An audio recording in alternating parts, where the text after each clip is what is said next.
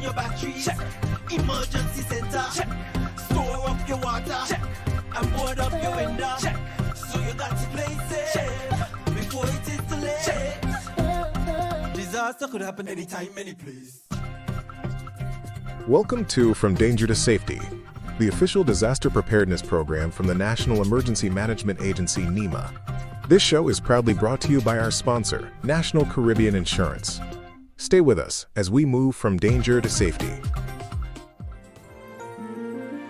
In the sun or in the rain, life's a journey, joy and pain. But NCI's here day and night, always here for you, making it right. Always here for you. With NCI, you've got a friend, always here for you, right here to the very At National Caribbean Insurance, you are covered and secure.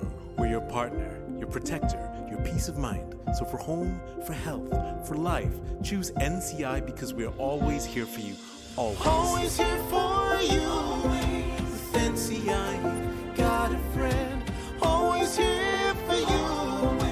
Right here to the very end. Always here for you. With NCI, you've got a friend. Always here for you. Right here to the very end.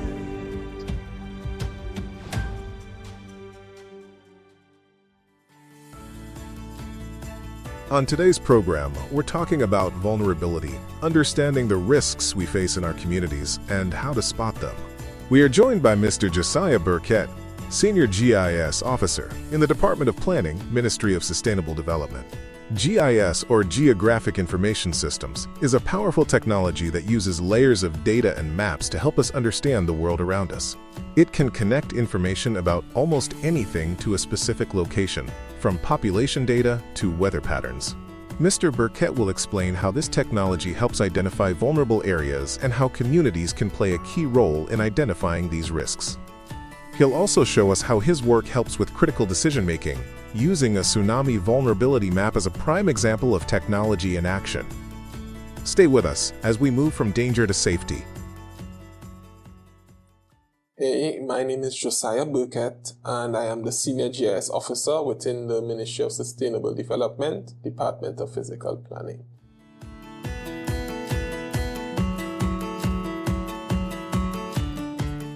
My job entails using data and technology to help decision makers make informed decisions. So what that means is we utilize Geographic Information Systems, or GIS, which is essentially mapping tools to help collect, analyze, visualize, and help decision makers see vulnerability and disasters in context to the environment.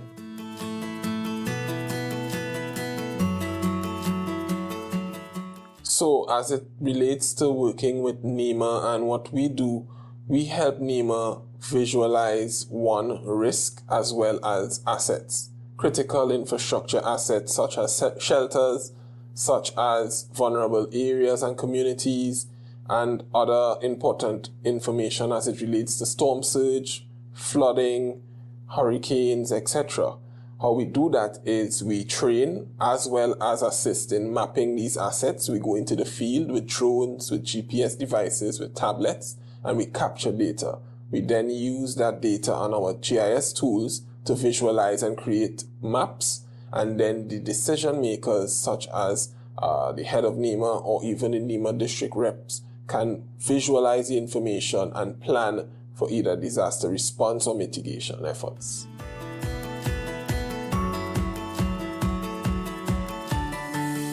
Some of the challenges include getting accurate and up-to-date information. Data is always changing as time progresses, whether it's population information or changes in community infrastructure.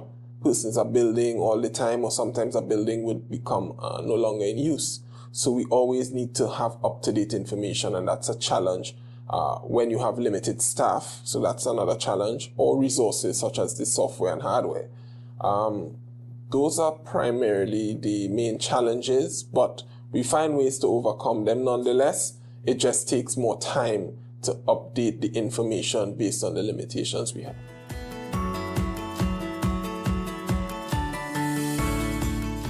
So, a vulnerable area is considered an area that is most likely to be harmed if a natural event such as a storm, flooding, hurricane, landslide was to occur, and it would have a more devastating impact than usual.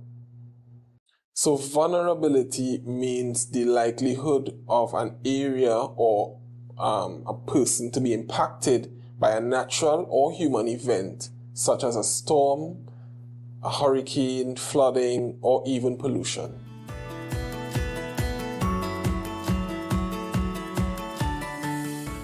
Yes, there is a role for citizens to play in recognizing vulnerability in the Federation. For example, the citizens know their communities better than anyone else. So when a vulnerable event occurs or when your area is experiencing some of these natural or human-made events, we want you to document it, we want you to communicate it, because you are the ones being impacted, and the way you communicate that would help us now better prepare to help mitigate that vulnerability.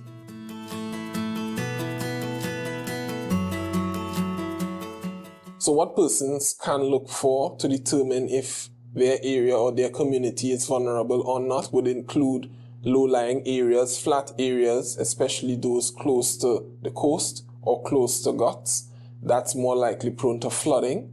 So paying attention during heavy rainfalls, especially when storms are passing, if there's flooding occurring, you are in a vulnerable area. You can also look for land slippage or mass movement of soil. If there is heavy rainfall or an event such as an earthquake, you are vulnerable to landslides or land slippage.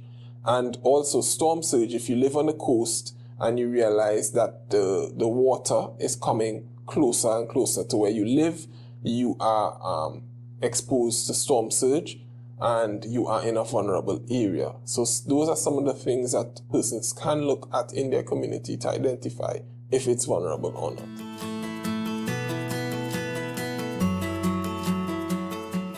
Oh, definitely. So the importance of historical knowledge, if you're new to an area, would help you prepare in the event that that vulnerability or that hazard was to occur again. So for example, if you're new to a community and you are aware that this community is prone to flooding, when the rainy season comes, you prepare for that. You ensure that your house is prepared, your yard is prepared, the drains are cleared, so that you are least likely to be heavily impacted by that. Sometimes you can't avoid certain things, but the more you prepare, the less you're impacted.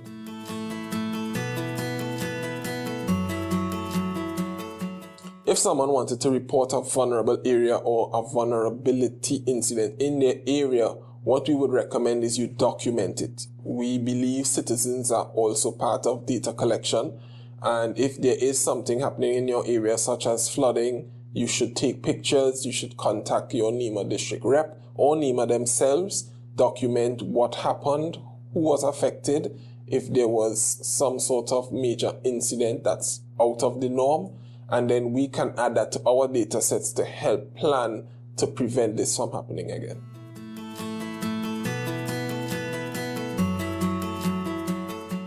So there is a vulnerability map for the Federation. Again, based on the challenges I identified, it isn't up to date based on some gaps, but it is useful in at least understanding which areas are vulnerable to what and how we can plan for future incidents.